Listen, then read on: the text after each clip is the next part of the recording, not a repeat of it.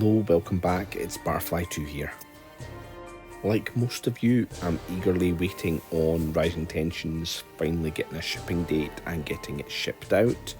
But what do we do whilst we wait on Rising Tensions arriving? So unlike normal people out there, instead of just keeping on playing games of Star Trek Into the Unknown, what we do is we break out our handy hobby knife and some cardboard and try and do cloaking without the real tools. So what else will we need? We'll need the Defiant class ship, we'll need the Defiant class header, and of course we'll need that handy dandy Romulan cloaking device which will be in Rising Tensions. It's only for a Defiant class escort with the USS Defiant title. That will allow us to cloak at Green Alert and to spend 2 technical abilities in reserve to cloak this ship from the helm station, and has a reaction that will allow you to decloak the ship. Now the biggest hindrance that we've had for actually doing cloaking is the fact we've not got the full rules in front of us. There are some images online for how to do it, and we don't actually have the wake marker or stealth tracker that are needed for cloaking. So to make a wake marker that's at least usable to practice cloaking, I looked at the images online that compared a small base against the wake marker and thought it looked very similar to a medium base down to where the second token slots are. So you see I've just traced around that outline at the top to where the tokens would go at the second side, and then I've just copied the base again at the top there. Then to do the dials on the stealth tracker, I just circled round the movement tool, and then all you're doing is putting the lines in place for each of the dials, just copying the images that you can see online. After that, it's just a case of using a craft knife to cut these templates out, paint them up, and to use some split pins to actually create the tools we need. So this is where I give a big shout out towards Iron Radio. I've just watched their amazing video on how to cloak. I've now got the cardboard out and have basically made a homemade version of it. It's not 100% accurate, the scale will be slightly out, but it should be enough to allow us to actually practice doing the ins and outs of cloaking following the instructions in their video. So basically with some paint, some pens, some split pins and some cardboards, I've recreated the wake marker and the actual dials for doing cloaking. Yes, it's a bit makeshift, but the main point is, will it allow me to practically have a go at cloaking? Because that's the way I learn. I don't really learn through looking at rules, I like to have a go. So once a ship's carried out the cloak action and been replaced by its wake marker, we know that you can engage impulse and do basic manoeuvres of come about and forward impulse, and you can engage warp. Does this work with my makeshift marker?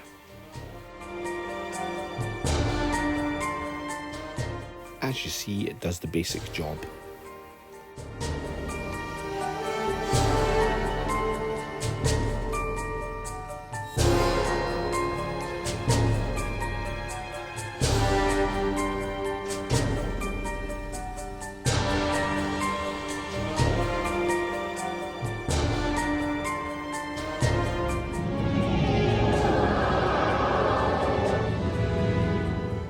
So to carry out the basic action of cloaking, you must have the cloak ready indicator on your dial, and units cannot cloak again in the same phase they've already decloaked. You place the tracker marker in the aft slot, remove the unit, place the wake marker against the tracker marker unit, and then secretly set your stealth tracker, putting the dial face down on the table. So the tracker marker is being placed in the aft slot of the Defiant here. It's replaced by the wake marker.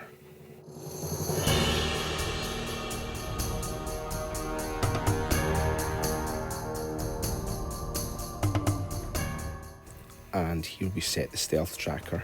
Here we're going to put the Defiant secretly in position H at a distance of 6 inches away from the wake marker.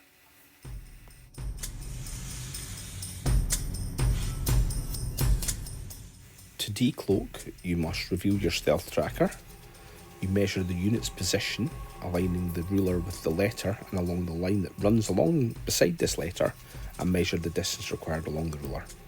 To place the unit, you place it over the top of the unit, and the long edge of the ruler crosses the centre mark of the unit. The fore end of the unit must match the direction of the wake marker. That allows us to then remove the wake marker and check ranges for any effects which now affect the unit.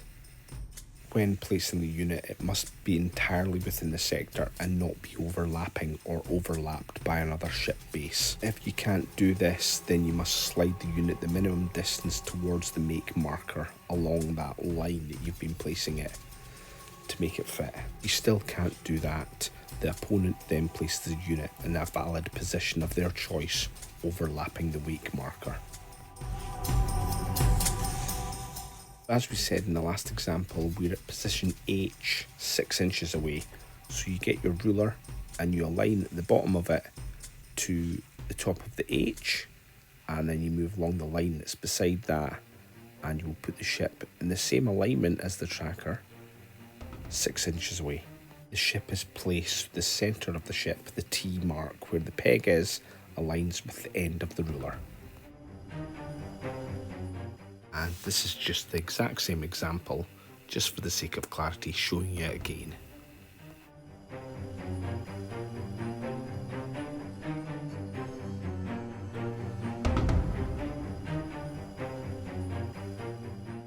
Because of the fact that you set up the dials, your wake marker may actually be in a different system than where your ship actually is.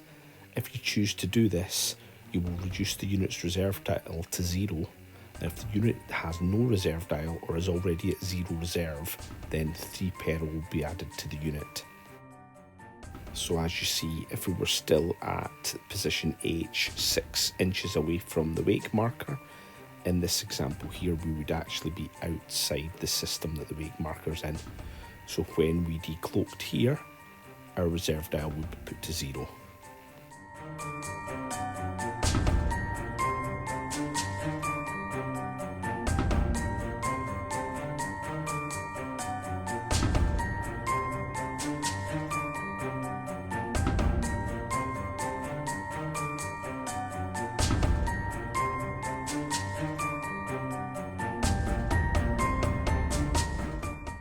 And in this example here, you can see that we're actually due to decloak out with the sector, so off the table edge. That can actually happen, so what you would do is you would move the ship along the line of the marker in the same alignment and then decloak right at the edge of the table.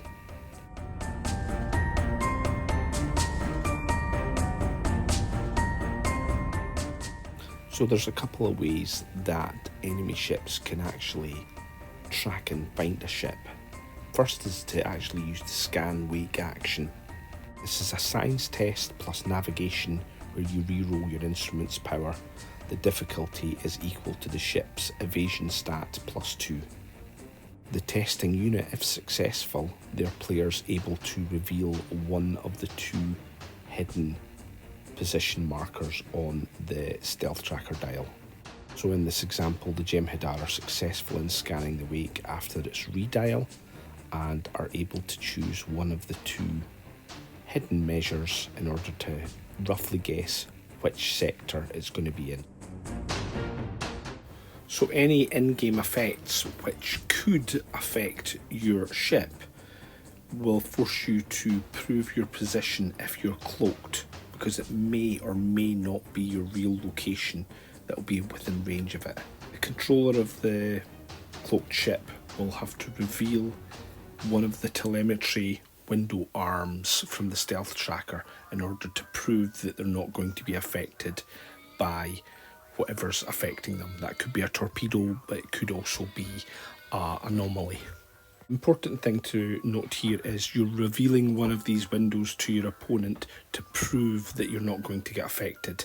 If you've revealed both windows and still can't prove that, your ship's forced to decloak. So in this example here, we're going to actually use a torpedo's detonation keyword to try and prove the position of a cloaked ship. So the wake marker is within the 1-inch detonation range of that torpedo. The cloaked ship player looks at the stealth dial and sees that he has positioned the ship at 6 inches from the wake marker, so he reveals that window to the opposing player. This proves he's not within detonation range, so the torpedo will not detonate.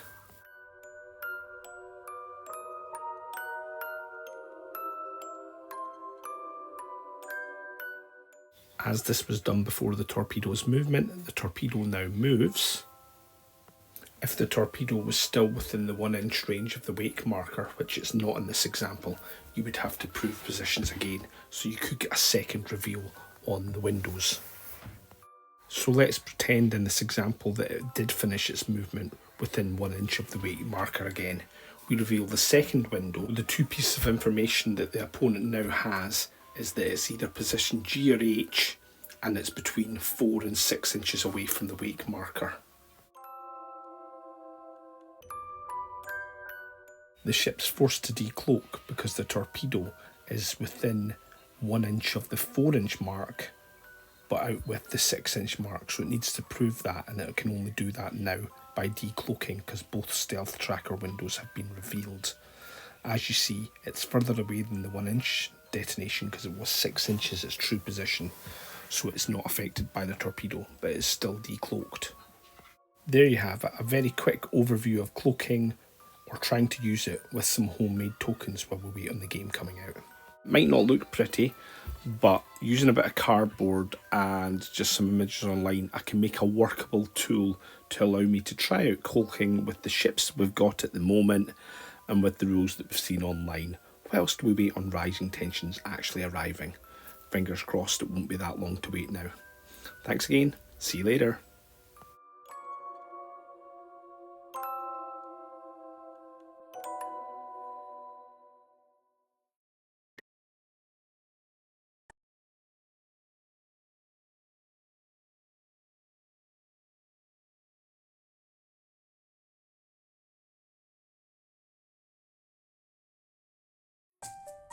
Wait a minute, you guys are still here? I've just flung together now some rules on some slides from the images that we've seen online. This should hopefully give you a bit more detail that will allow you to actually play using the tokens I've shown you how to create.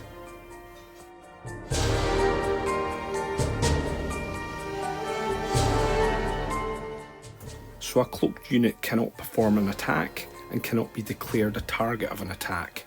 Launching a torpedo does not require declaring a target though, so you can actually still get fired at indirectly.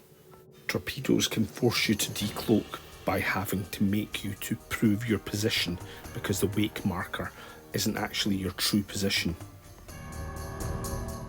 Cloaked units can launch probes, and they can also launch auxiliary units.